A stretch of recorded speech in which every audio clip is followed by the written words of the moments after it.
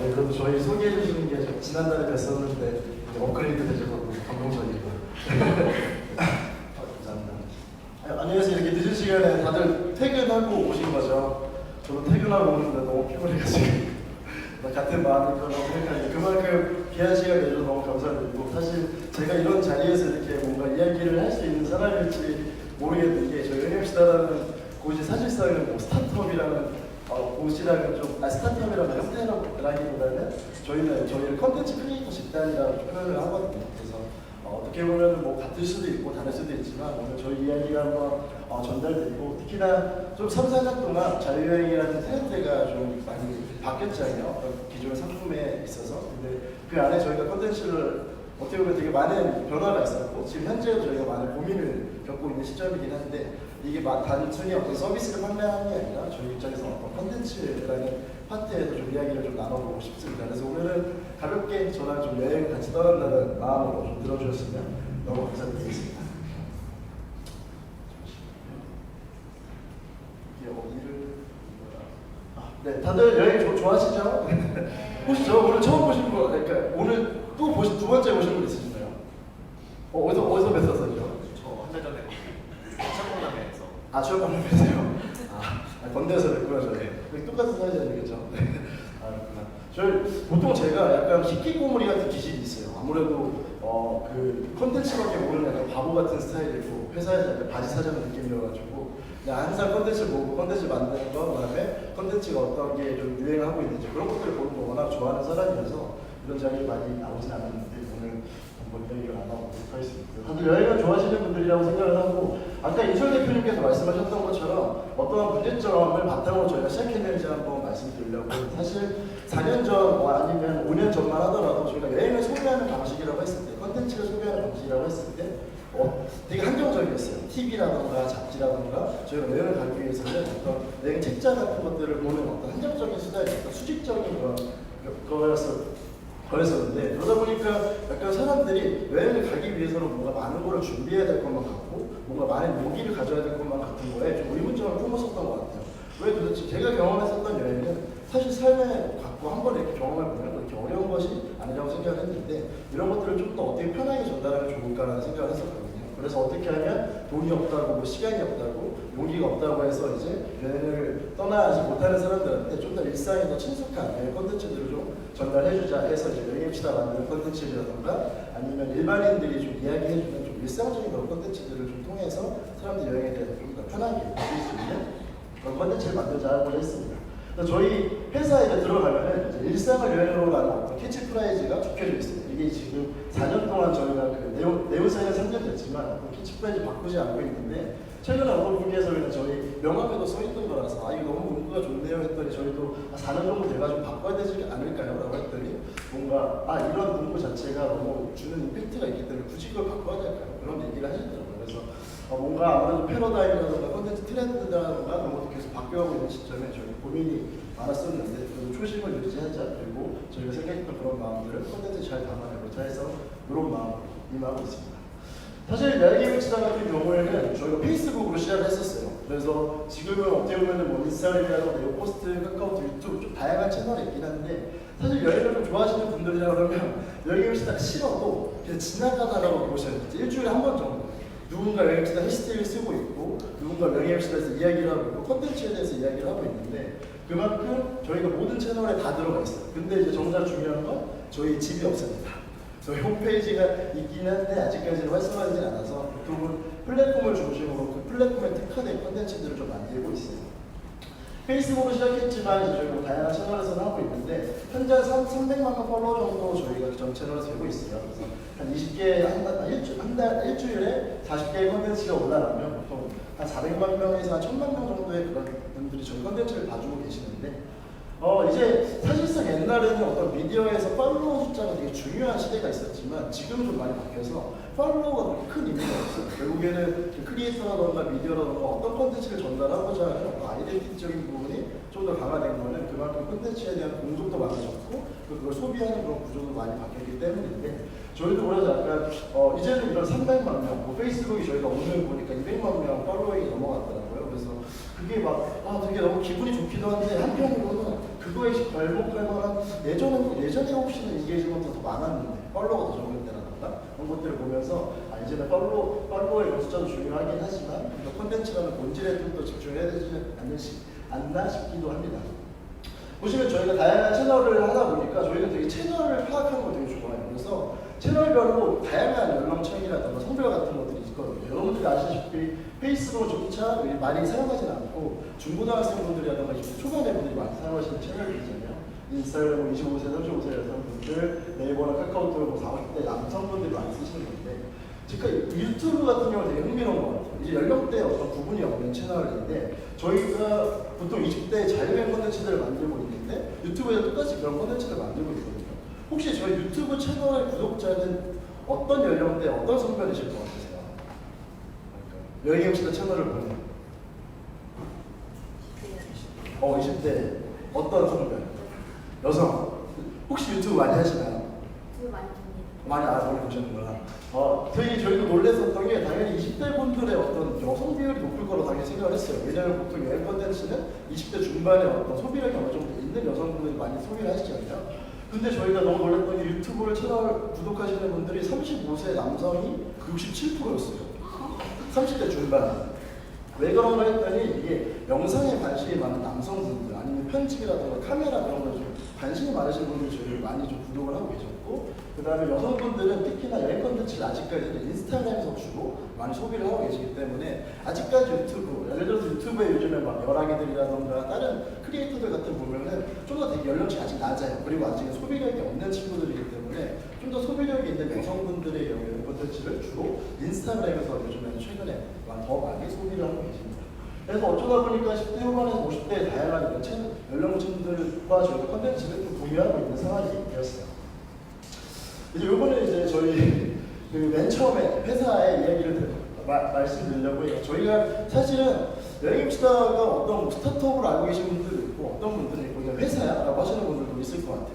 저희도 저희가 어떤 회사인지 잘 모르겠지만 사실 비즈니스 모델을 갖고서 시작을 했었던 건 아니에요. 저도 이제 대학교 때 이제 정말 한번 해보고 싶은 내가 한 1년쯤은 재밌는 걸 해보자라고 해서 페이지를 만들었었던 게 어떻게 보면은 운이 좋았었던 것 같아요. 그러다 보니까 그런 일반인들의 그런 콘텐츠를 큐레이팅 하면서 그런 것들이 촉발돼가지고 미디어가 폭발적인 성장을 할 수 있었고 저도 그 페이지를 운영하면서 그때 세계여행을 한번 6개월 동안 다녀왔었는데 돌아오자마자 바로 제가 주변 친구들이랑 같이 이제 원룸을 구해가지고 책상 하나 놓고 시작을 했었거든요.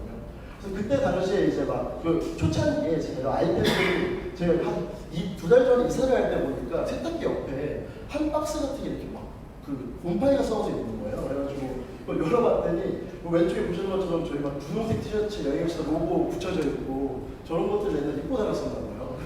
그리고 중간에 내가 여행할 때 갖고 다니는 명함이라든가 오른쪽 보시면 요거는 맨 처음에 원년 멤버들에 대한 평가를 제가 다이어리에 써놨는데 보시면 살짝 잘려 있잖아요. 이게 두 번째 분한테 욕밖에 안 써있더라고요. 그래서 그걸 도저히 스토리에 올릴 수 없어가지고 저렇게 올려놨었는데 이런 것들을 보다 보니까 약간 좀 가슴이 울컥한 게 맨 처음에 저희가 시작을 했을 때 이런 규칙들이라고 해서 사실 사내 규칙이라든가 이런 것도 없었어요. 다이어리에 살짝 끄적여놨던 거. 뭐라고 되어 있냐면 뭐 그거 100만 원인데 식사비 포함되어 있고 뭐 사전 동의된 비용만 제외된다. 출퇴근은 오전 11시 이전까지 뭐 불가피할 경우 사전 고시 이런 것들이 써 있는데 뭔가 지금은 그래도 약간 사내 규칙이라는 게 뭐 다 너무 설명을 이렇게 되었는데 이런 것들을 보니까 약간 울컥하고 예전에 우리도 이랬던 때가 있구나 이렇게 생각이 들더라고요. 보시는 것처럼 저 2016년에 시작을 했습니다. 그래서 보시는 것처럼 원룸방에 책상 하나를 두고 의자를 4개를 갖다 놨었는데 저희가 5개 시작을 했거든요. 그래서 심지어 마지막에 온 친구는 모서리에 앉아서 일을 했었어야 됐어요. 그래가지고 보시는 것처럼 뭐 화이트보드 갖다 놓고 노트북 자기 거 쓰면서 이렇게 일을 하고 사실 저 당시에는 저희가 일이라는 개념도 없었어요. 그냥 단순히 콘텐츠를 만들고 채널을 운영하는 걸로부터 시작을 했었던 거죠. 그 전에 했었던 것 같아요. 심지어는 전에는 100만 원이 써 있었지만 시작할 때 50만 원으로 숙식을 다 해결해야 되는 상황으로 시작을 했어요. 여기 계신 분들 그런 배고픔에 대해서 아시죠? 저희도 그때 밥 먹는 게 아까워서 맨날 집에서 밥 해먹고 그랬던 시절이 있었거든요. 그렇게 시작을 했는데 그래도 한 6개월 정도 열심히 일을 하니까 저희가 이사를 하게 됩니다. 지금 있는 압구정에 있는 사무실로 이사를 하게 돼서 왼쪽에 보시는 것처럼 돈이 없어서 저희 돼지머리도 PPT로 띄워놓고 막 저걸 하고 있어요. 기분도 좋다고 근데 빚이 3천만 원이었는데 사진도 찍고 막 이렇게 했었어요. 그래도 그때 너무 행복했었어요. 왜냐면 원룸 탈출하고 사무실이 있다는 거 정말 그때 너무 좋은 거거든요. 지금 자꾸 건물주님께서 매년 그 임대료를 인상하는 걸 너무 힘들긴 한데 그렇게 시작을 하고 또 열심히 일을 하다 보니까 2007년에 저희가 1차 공채를 통해서 인원이 확충이 되고 또 스카웃을 통해서 회사 16군데서 같이 일을 하고 또 작년에 뭐 이제 해외 워크샵을 몰래 간다거나 아니면 현대사기 같은 프로젝트들도 진행을 하면서 회사를 좀 운영하고 있습니다. 그래서 지금 현재 여행 MC 같은 경우에는 이렇게 지내고 있어요. 그래서 맨 처음에 시작한 그 압구정역이 앞길에 사무실에 이제는 여러 명이서 일을 하고 있는데 너무 이렇게 붐벼가지고 이사를 가야 되는데 이사 갈 돈이 없어요. 그래가지고 천성이 여행자이자 관심종자인 19명이서 저희가 일을 하고 있고 저희가 보통 콘텐츠를 주로 만들다 보니까 19명 중에서도 13명이 콘텐츠를 만들고 그 중에서 9명이 영상을 만드시는 분들이에요. 그리고 그 외에는 이제 CS나 브랜드팀, 오프라인 행사라던가 그런 제품 만드시는 팀이 한 4명, 그리고 리스크 관리해주시는 경영지원팀에서 1명, 저까지 11명에서 일을 하고 있습니다. 아까도 말씀드렸다시피 여행 MC는 사실 스타트업은 아니에요. 초기에 어떤 비즈니스 모델을 갖고 시작했던 것도 아니고 저희가 사실상 어떤 투자를 받았던 적도 없기는 해요. 그냥 일이 계속 커지다 보니까 그거에 맞게 회사를 조금씩 키워나갔고 저희가 지금 심지어는 법인도 아니고 개인 사업자도 운영을 하고 있거든요. 그게 사실은 그러니까 의아하실 수도 있겠지만 요번 정부 들어가지고 이제 청년 어떤 우대 정책, 고용 정책이 있어서 청년이 30세 이하 청년을 많이 고용하면 할수록 절세 혜택이 높아져요. 그래서 사실상 저희가 40%였던 구간을 저희가 20%까지 그거를 낮춰가지고 덕분에 뭐 굳이 그러니까 저희도 막 간섭받는 거 싫어하는 스타일이 없고 크리에이터 집단이라 굳이 뭐 법인으로 어차피 세금 똑같이 내면은 뭐 대신용도 그런 것도 중요하긴 한데 우리가 재밌는 거잖아 하자라고 해서 개인 사업자를 운영을 하고 있고 충분히 그렇게 뭐 문제는 없습니다. 다만 이제 성실신고 대상자가 돼버림으로써 약간 좀 뭔가 그런 세무가 살짝 좀 번거로워진 거 있긴 한데 저희 세무사님께서 돈을 많이 들이면 들일수록 잘 해주시더라고요. 지금 현재는 저희가 다 여행을 좋아서 시작한 친구들인데 확실히 그런 건 있는 것 같아요. 이게 업이 되다 보니까 확실히 좀 되게 그거에 대해서 많이 힘들어하고 아무래도 저희가 평균 나이가 지금 29.1세예요. 그러다 보니 약간 사회를 경험해 나가고 성장해 나가는 단계에 있어서 일이라든가 삶과 이런 것들에 대한 밸런스에 대해서 많이 고민을 하고 지금 있는 상황이긴 합니다. 저희가 뭐 사실 회사에 대해서 자랑할 건 없는데 한 가지 딱 자랑하자고 하면 이거 같아요. 인스타그램에 여행입시다 해시태그를 검색해보시면 616만 개의 해시태그가 있어요. 이제는 뭔가 여행스타그램을 떠올린다기보단 사람들이 좀 더 이제 여행을 생각했을 때 여행입시다를 떠올리는 건데 사실상 컨텐츠로 저희가 시작을 했지만 이 컨텐츠에 대한 확산이라든가 이런 걸 통해서 지금 현재 여행 문화라든가 어떤 여행 트렌드를 같이 공유해 나가는 그런 공간이 있어요. 그리고 이제는 저희뿐만 아니라 다른 일반 사람들도 여행입시다를 통해서 소속감을 느끼게 되는 그런 것까지 보게 된 것 같아요. 그래서 이런 여행입시다가 해시태그 616만 개는 사실상 어떤 돈을 주어서 살 수 있는 해시태그 숫자는 아니잖아요. 어떻게 됐냐, 예를 들어서 뭐 브랜딩의 정략이 어떻게 되냐라고 물어보시는 분들 되게 많으세요. 근데 사실 저희는 브랜딩이라는 걸 해본 적은 한 번도 없어요. 그냥 브랜딩은 그냥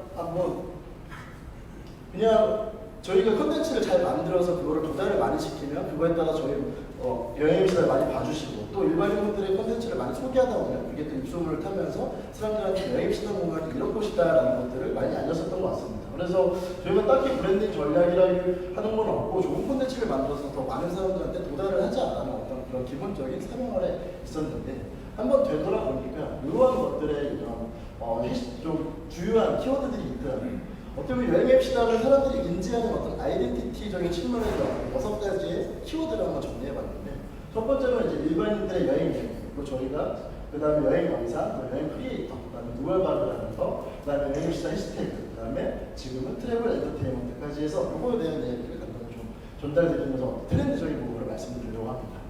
4년 전만 하더라도 사람 아까도 말씀드렸다시피 여행 컨텐츠를 소비하려면 내가 여행을 가기 위해서는 정말 어떤 한정된 정보에서 내가 수직적으로 그거를 습득을 해야 됐었던 상황이었어요. 근데 페이스북이라는 플랫폼이 등장하고 SNS라는 채널이 등장하다 보니까 이제 단순히 여행 전문가가 아니라 일반인의 어떤 여행이가 주목받기 시작을 합니다. 왜냐하면은 이제 너무나도 내가 여행이 너무 힘든 것 같고 뭔가 꼭 이걸 다 정복하고만 가야 될 것 같은데 이 여자분의 이야기가 그때 페이스북에서 이제 이슈가 되기 시작하면서 사람들의 어떤 자유여행, 그 다음에 세계여행 이런 것들을 꼽보기 시작을 했어요.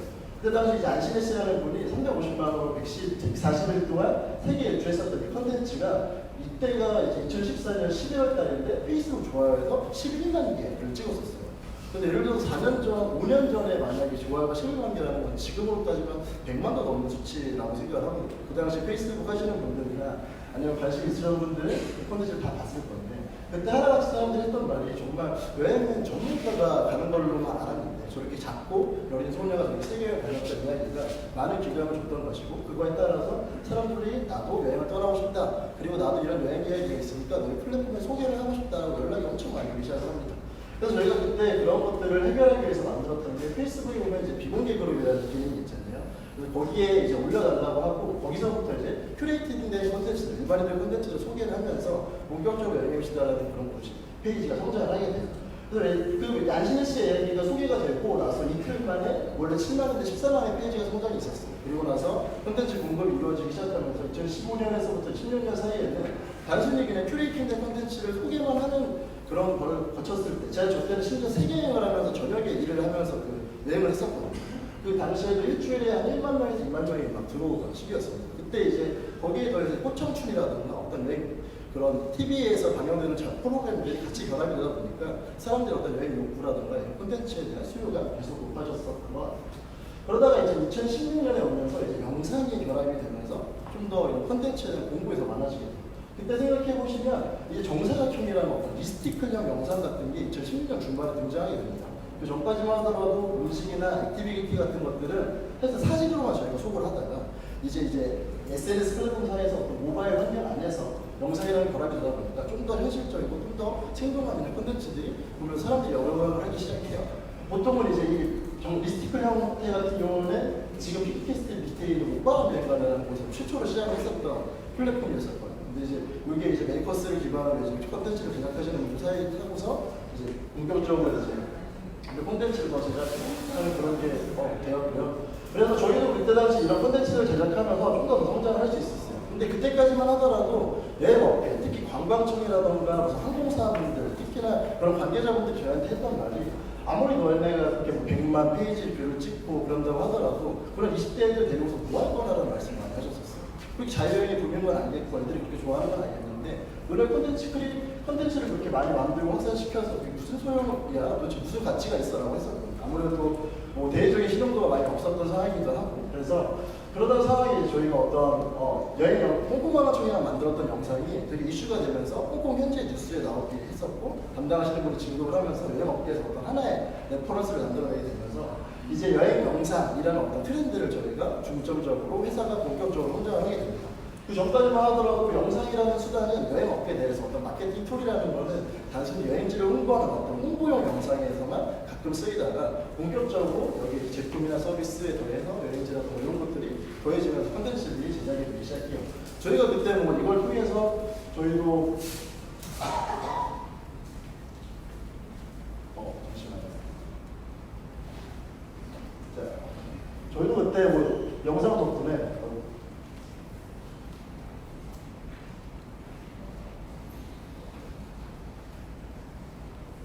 잘 넘어가네요. 그래서 그때 이 영상 덕분에 확실히 저희도 그때 이 영상 덕분에 저희가 이사를 갈 수 있었고, 그 다음에 더 사람들을 충원해가지고 좀 운영할 수 있게 됐는데, 이 여행 영상이라는 플랫폼으로만 기반으로 여태까지 진짜 50개에서 60개 넘는 어떤 브랜드 콘텐츠를 계속 제작하면서 업계 내에서 자꾸 구축을 했었던 것 같습니다. 그래서 그 당시에 이 여행 영상이라는 붐이 일어나는 게 업계뿐만 아니라 일반인 사이에서도 상당히 큰 이슈가 됐었어요. 그래서 이제 대학생들한테 너의 버킷리스트 10개를 적어보라고 하면 거기 하나 들어가는 게 여행 영상 만들기였었거든요. 그만큼 어떻게 보면 여행 영상을 좋아했었던 두 가지 이유가 있는데, 첫 번째로는 다른 뷰티라던가 푸드라던가 그런 산업에 비해서 여행 콘텐츠를 제작하는 어떤 접근성, 벽이 좀 낮은 게, 여행을 가서 내가 이제 핸드폰 하나만 있어도 촬영을 할 수 있고, 그러다 보니까 그런 영상들이 올랐을 때 나도 저렇게 찍고 싶어, 나도 여행 가서 저렇게 재밌는 영상 찍고 싶어라는 그런 어떠한 패러다임이 생기게 됩니다. 그리고 두 번째로는 아무래도 밀레니얼 세대 같은 경우 특히나 자신의 개성이나 아이덴티티를 표현하는 걸 좋아하잖아요. 그러다 보니까 그런 여행 영상이, 2, 3분 영상이 자기소개서를 쓰지 않아도 내가 뭘 먹고 뭘 입고 어떤 행동을 하고 어떤 표정을 짓고 다 보이다 보니까 그런 것들을 대체할 수 있음으로써 나를 표현하는 수단으로서 여행 영상이 하나의 큰 툴로 자리하게 됩니다. 그래서 어떻게 보면 그 당시에 저희를 되돌아보면 저희는 여행 영상의 춘추전국 시대라고 말을 하는데, 이 당시에 정말 많은 여행 영상들이 나왔어요. 저희도 많이 만들었었고 일반인 분들이라던가 영상을 좀 아시는 분들, 어떤 감독님들도 하나둘 다들 이제 여행 영상을 만드시면서 이제 어떤 산업적으로도 더 퍼지게 되었는데, 여러분들이 아시는 많은 어떤 크리에이터 분들 중에서도 저희를 거쳐가신 분들이 상당히 많으세요. 보시면은 어떤 지금 여행에 관련된 어떤 경식고나 청춘여랑 여행자 에피세나 원제하루 같은 경우에도 다 저희 플랫폼을 통해서 소개가 되면서 다 확정을 하게 되었고, 재밌는 건 막내 할머니도 저희 맨 처음에 휴양지 영상을 통해서 여행지가 소개가 되면서 이슈가 됐었거든요. 사실 뭐 막내 할머니는 어느 플랫폼에서도 잘 되셨을 것 같아요. 지금 보면. 근데 이제 저희도 껴놓고 싶어서 넣어놨고, 그리고 영상에 대해서 좀 더 다루는 어떤 크리에이터 분들이 항상 저희 컨텐츠, 저희 여행 시대를 이렇게 거쳐가면서 어떤 영상의 패러다임을 항상 여행 동영상을 중심으로 만들어가도록 했습니다. 그렇게 되면서 이제 여행 크리에이터라는 그런 직업도 생기게 돼요. 어떻게 보면은 지금 가장 큰 변화라고 하면은 사실상 이런 여행 미디어라던가, 사실 저희 맨 처음에 여행 MC가 있을 때 딩고라던가 메이커스라던가 되게 많은 미디어 업체들이 있었잖아요. 그래서 2010년에서 2018년 사이까지만 하더라도 보통 여행 콘텐츠를 만드는 곳들은 전문적인 어떤 여행 매체들의 어떤 그런 경쟁 구도였다면 2019년에 들어서 좀 약간 바뀐 게, 올해부터는 저희 여행 미디어와 인플루언서, 사실상 이제 1인 크리에이터의 어떤 대세는 여러분들도 아시다시피 1인 인플루언서들의 영향력이 계속 커져가고 있고, 저희의 주요 경쟁 어떤 콘텐츠 공급자들도 인플루언서들로 바뀌어나가고 있습니다. 그리고 되게 재밌는 거는 저희도 어떻게 보면 어떤 여러 명이나 조직에서 좀 더 그 안에서도 되게 파쇄가 되고 있는 그런 경향이 회사적으로 보여지고 있어요.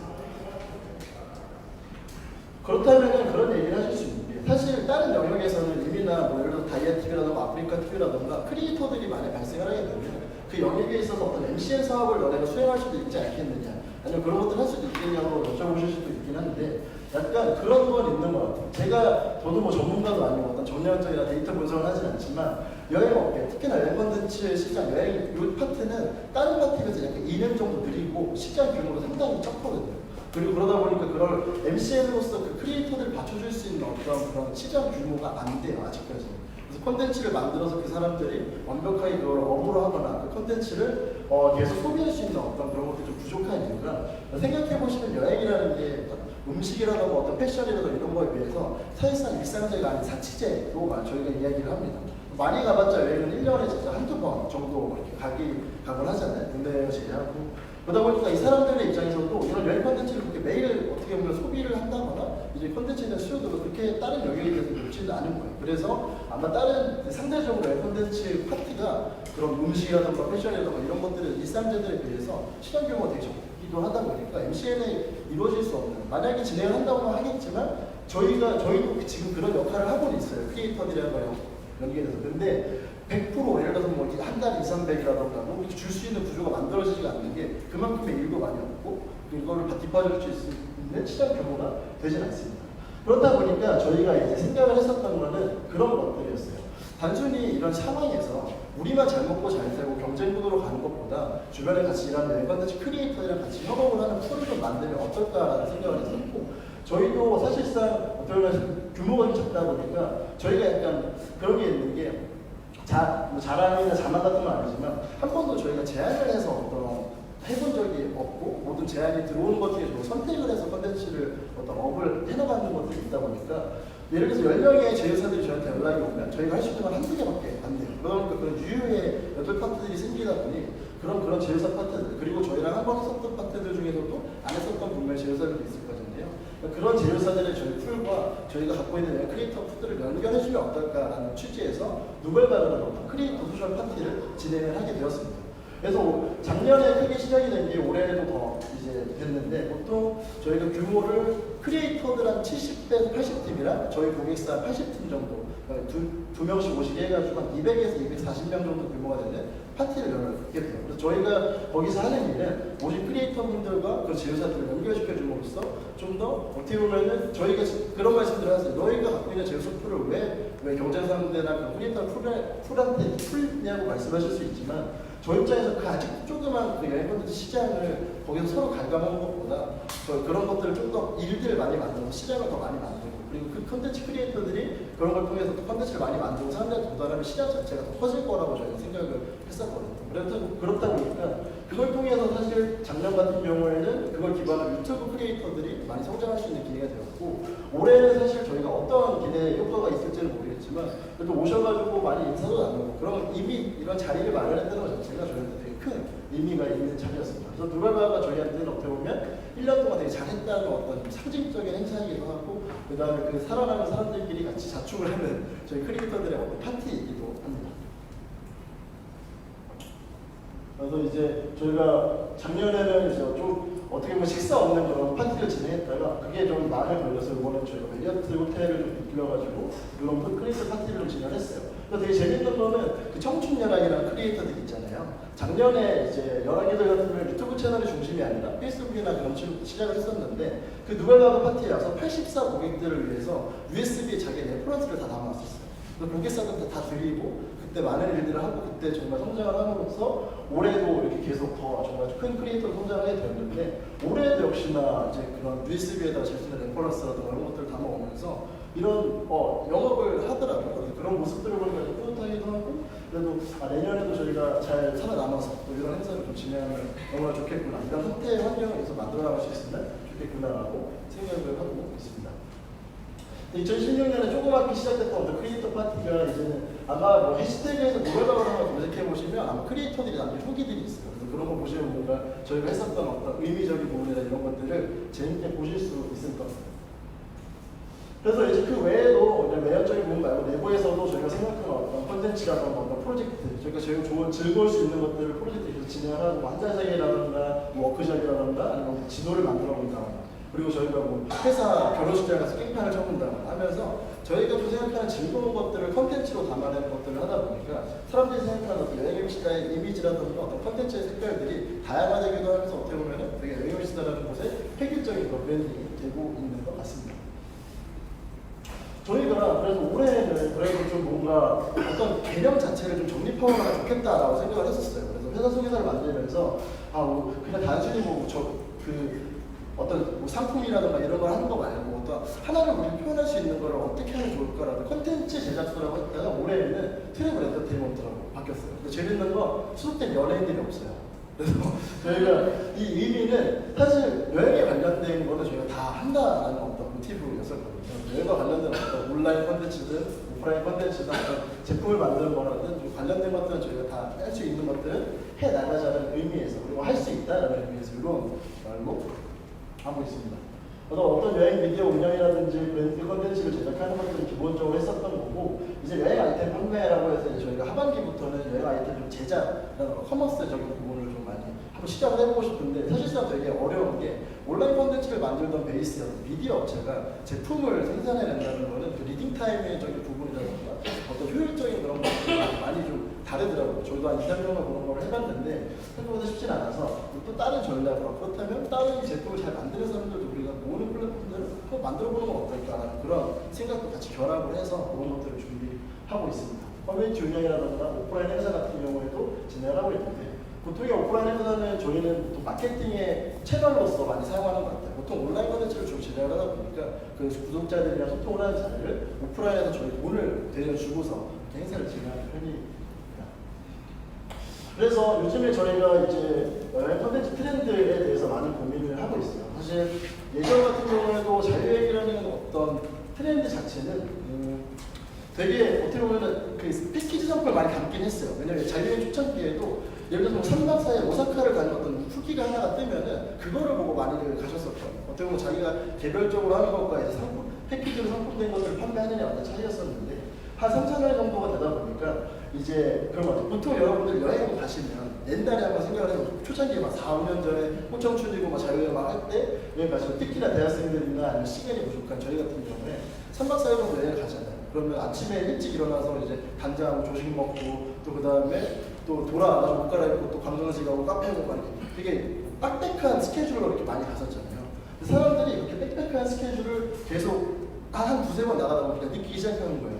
아, 내가 현실도 빡빡해 죽겠는데 여행까지 는 빡빡해야 돼? 라고 하면서 점차 내가 그러면 좋아하는 여행, 내가 생각하는 어떤 그런 것들은 뭐지? 라고 하면서 좀 더 개별화되고 좀 더 나만의 여행을 가보자 하는 트렌드가 좀 더 짙어지고 있습니다. 특히나 이제 한 달 살기라던가 어떤 뭐 소확행이라던가 사실상 이건 2년 전에 업계에서 쓰이던 트렌드들이 여행 쪽에서 좀 약간 느리다 보니까 이게 올해부터는 좀 더 본격화되고 있고 좀 더 이제 정말 예전에 패턴화됐던 어떤 자유여행 트렌드도 이제는 좀 더 개별화돼서 상품 이런 것들 보면은 프렌트릭 같은 경우에도 진짜 그 개별의 상품들이 더 많아지는 그런 현상이 그런 거랑 어떻게 보면 유의미하게 좀 연결되어 있지 않나 싶습니다.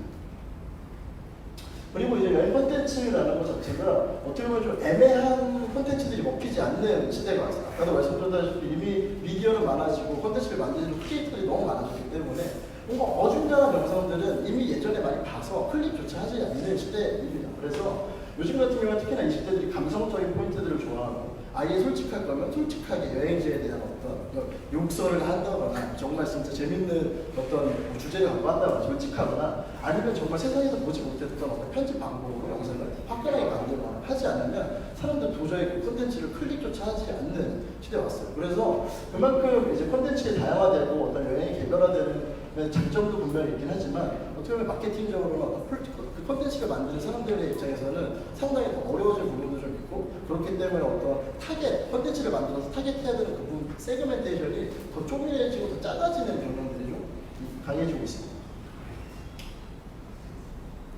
그래서 이제는 좀 더 인스타그램에서 봤을 때 여행 콘텐츠라는 거는 사실상 이제 가로 사진의 종말이라고 저희는 이야기를 해요. 그래서 어떻게 보면 사진은 당연히 가로 사진이 아니야라고 했었고 저희는 초창기 때는 가로 사진에 사람이 조그맣게 들어가서 풍경이 많이 보이는 그런 사진들이 좀 더 우세였다면 지금은 아무래도 SNS의 영향, 특히나 인스타그램이라는 페이스북의 영향 때문에 좀 더 세로 사진, 아무래도 세로 사진이 좀 더 넘겼을 때 화면에 꽉 차고 그 안에 보이는 것들이 있잖아요. 그래서 특히나 예전에 인물이 좀 작은 편이었는데 지금 글로벌 트렌드 자체가 세로 사진의 인물이 좀 더 커지는 경향이에요. 그래서 그 풍경 안에서 그 사람이 어떤 표정을 지고 있는지 이런 사진들일수록 좀 더 어떻게 보면 인스타그램 체류 기간이라든가 사람들이 관심도를 높여서 좀 더 도달을 높이는 어떤 사진의 형태로 되고 있습니다. 그렇다고 가로 사진이 안 되는 것은 아니지만 또 사람들이 좀 더 선호하는 어떤 여행 그런 사진이라든가 콘텐츠의 형태가 좀 더 인스타그램이라든가 그걸 통해서 좀 많이 바뀌고 있다는 거를 알려드리고 싶었어요.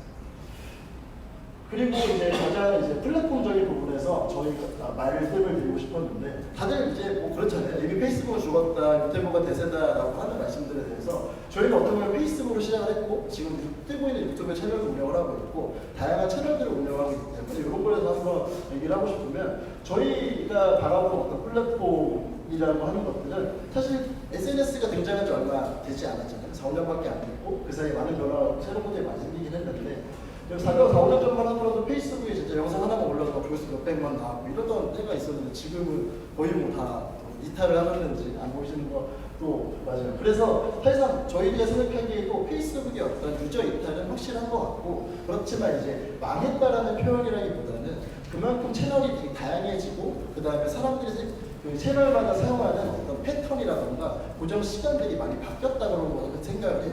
왜 그런 거냐고 하다 보면은 페이스북 저희 여행 시대를 들어와 보시면 사실상 콘텐츠 인게이지먼트 아직도 되게 높은 편이기는 해요. 근데 이제 모든 마케팅 그런 채널 어떤 트렌드라던가 이런 뉴스에서 보면 페이스북 망했다 뭐 이런 기사들 계속 내니까 담당하시는 담당자분들은 그런 분력을 버리고 빨리 유튜브로 넘어가야 되는데 라고 하면서 좋은 콘텐츠를 공급하지 않다 보니까 유저들은 그런 걸 보면서 느낄 수밖에 없어요. 이 채널은 나를 버렸다라고 하고 아무래도 페이스북을 쓰는 사람은 아직도 여전히 많고 전 세계적으로도 아직 2위의 플랫폼이기 때문에 아직도 저희는 많다고 생각을 하고 저희가 가끔 놀라는 거는 좋은 콘텐츠를 올렸을 때 최근에도 어떤 영상이 170만 뷰, 200만 뷰를 돌파하는 걸 보면서 아직까지 페이스북이 그렇게 망했다라기보다는 좋은 콘텐츠를 제작하는 어떤 콘텐츠 크리에이터라든가 미디어들이 많이 없어졌구나라고 느껴요. 그래서 저희가 말하는 건 약간 좀 우리가 지금 빈집털이를 하고 있지 않나 라는 생각을 하기도 합니다. 그래서 그것도 그렇고 이제 유튜브에도 당연히 그런 당연히 대세이기도 하고 그렇기는 한데 저희가 다양한 채널을 써본 결과 아까도 말씀드렸다시피 채널마다 어떤 사용자가 왜 페이스북을 사용하는지에 대한 어떤 목적이라든가 시간이라든가 패턴이 지금은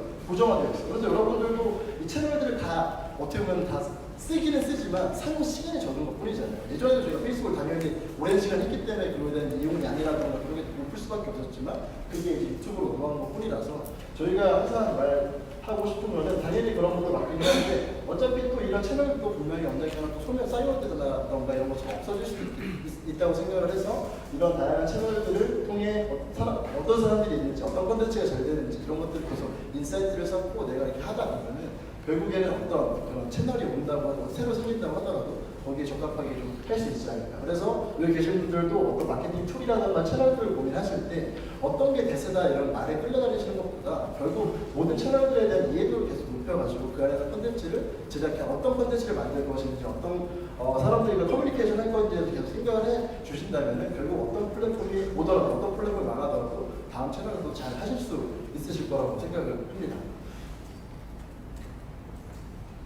그렇다면 저희의 회사의 비전은 무엇인가요? 라고 했을 때 지금 끝내요. 회사의 비전이 무엇이라고 했을 때 저희도 그냥 간단하게 얘기하면 그냥 저희도 잘 모르겠어요. 그래서 지금 저희가 지금 하는 일이 재밌고 좋으면 그만이라고 하는데 사실 저희도 뭐 이리저리 뭔가 투자 제안이라든가 아니면 뭔가 사업 제안이나 이런 것들을 많이 받기는 했는데 제 개인적인 성향이 좀 더 큰 것 같아요. 뭔가 이 사업을 더 크게 한다고 해서 제가 행복할 것 같지 않은 거예요. 지금도 되게 뭔가 어렵고 힘드는데 인원이 많아지고 뭔가 일을 한다고 하면 힘들 것 같다 보니까 되게 단순한 마음에 꼭 굳이 확장을 해야 돼. 지금도 좋은데 그러다 보니까 어떻게 보면 여태까지 여행의 시대 원천이라고 보면 그걸 담당하는 저나 저희 크리에이터들도 담당 PD님들도 자기가 제일 재밌는 거를 그 시점에 열심히 했었을 때 그 결과가 가장 좋았고 그런 것도 계속 이어져서 만들어졌던 게 여행의 시대라고 생각을 하거든요.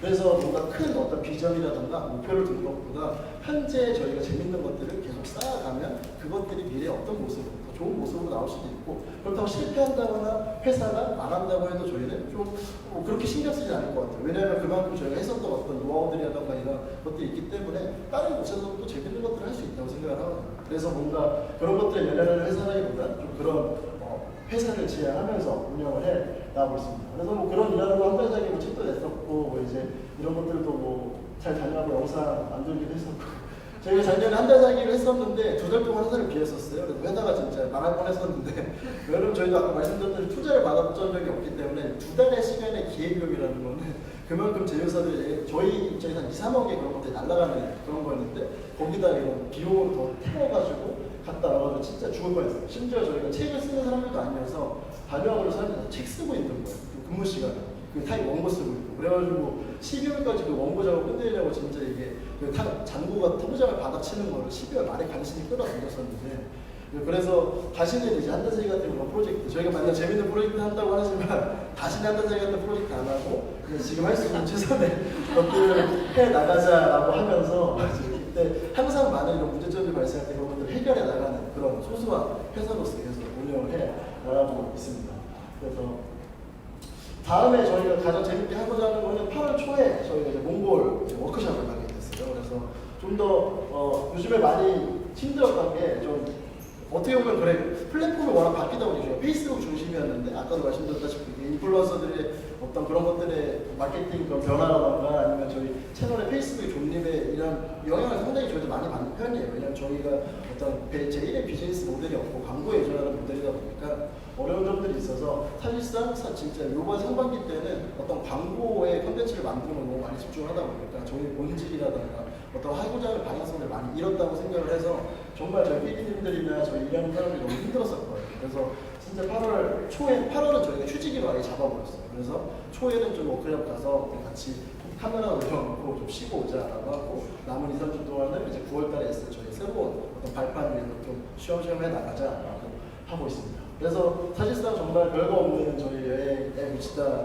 이 어떤 이야기를 들려드리면서 여기 오신 분들도 아마 어떻게 보면 저희랑 또 같은 고민을 하시는 분들도 있을 거고 저희도 맨 처음에 아까 초기에 얘기를 했었던 것처럼 저희 힘들었었던 그런 것들도 있고 그걸 견뎌내가면서 일하는 것들을 좀 말씀드리면서 저희 같은 것도 있나 그리고 혹시라도 내년에 여행시다를 아직 보기에 되거나 저를 보게 되신다면 그래도 얘네 아직 살아있구나 라고 또 생각해 주시면 너무 감사할 것 같습니다. 들어주셔서 감사드립니다.